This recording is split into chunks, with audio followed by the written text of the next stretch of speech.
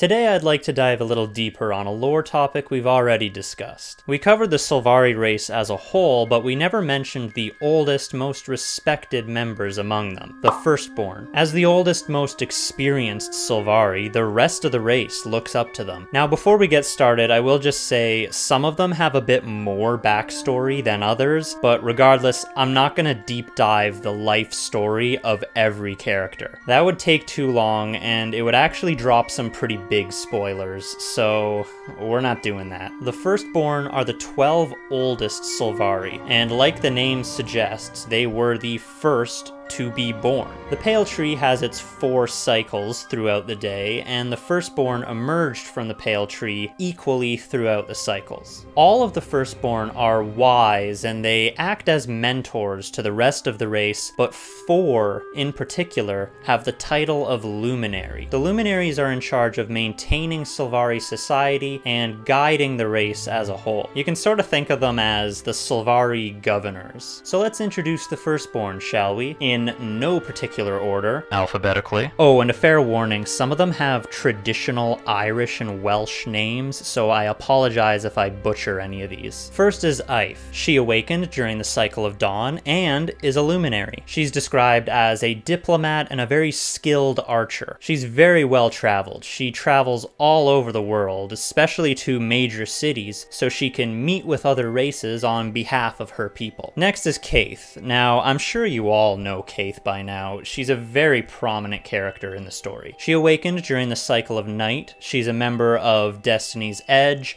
and if you play as Sylvari, in the beginning of your story, she acts as your mentor. Of all the Firstborn, she was one of the first 2 that decided to venture out of the Caledon Forest area to explore the world. The second one being her partner, who we'll talk about in just a minute. She's also a very rare case of Sylvari that has more than one wild hunt. Her first wild hunt being to slay Zaitan, and the second to be protecting Glint's egg. Next is Dagoth. He's a scholar who studies the dream. He's studied the dream of many Sylvari, including all the other Firstborn, in an attempt to better understand what it means for them. He's very skilled in the art of diplomacy. He's even become the Sylvari ambassador to the humans. While it isn't confirmed what cycle he comes from, based on some NPC dialogue, it's implied he's from the cycle of dawn. Next up is Fallon, from the Cycle of Dusk. She is one of the problem children of the Sylvari. Earlier I mentioned Kath had a partner who traveled with her. Well, Fallon is that partner. And partner might not be the right word. They were actually lovers at one point. While traveling through Ore, they found a dark power called the Nightmare. Kath resisted it, but Fallon embraced it. This would cause the couple to begin to drift apart, and then things would really escalate when Fallon became Grand Duchess of the Nightmare Court. Although every now and then she still makes an attempt to win back Kath. Next is Khaedins, another one of the Luminaries and from the Cycle of Dusk. He tasks himself with helping the newly awakened Sylvari to understand their dream. He has a kind soul and a soothing, gentle way of speaking. In the past, he was also a shaper who shaped the grove into a habitable place for the Sylvari to live. A soothing, gentle voice and creating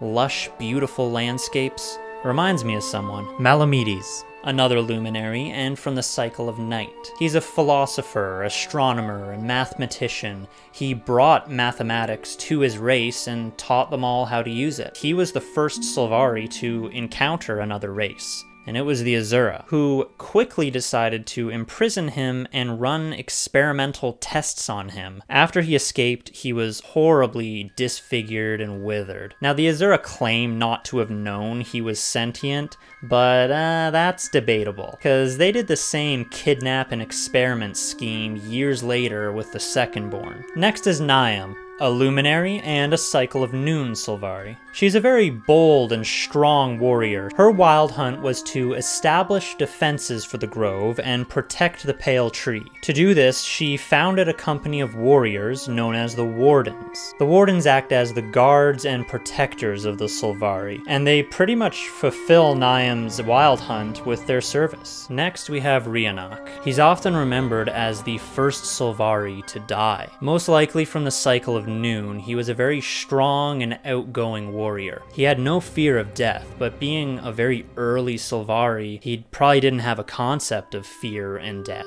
His wild hunt was to fight Mazdak the Accursed, and to do this, the Pale Tree gave him the sword Khalid Borg. Unfortunately, when it came time to face Mazdak, the human boy who was Riyanak's squire stole Khalid Borg and ran in fear. This would leave Riyanak defenseless to be killed by Mazdak.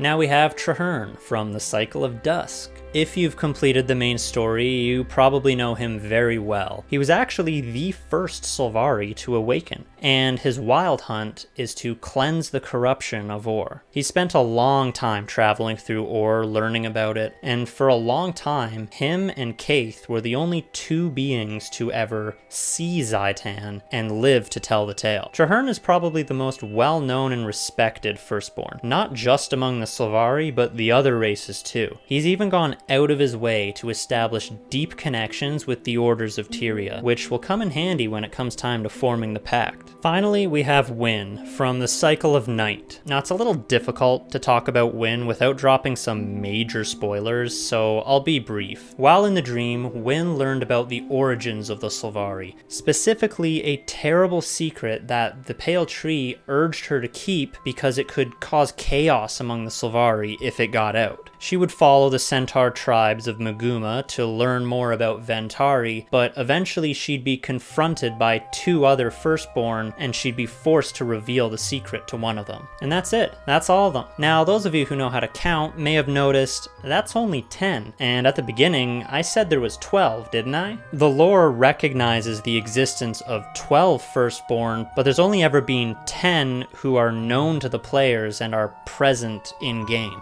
And personally, I think at this point in the game's life, it's hard to say if they're ever going to reveal who the last two are. This might just be one of those bits of game lore that's over the years just been forgotten and they've moved on from. Anyways, I hope you found this interesting, and if you didn't know about it, now you know.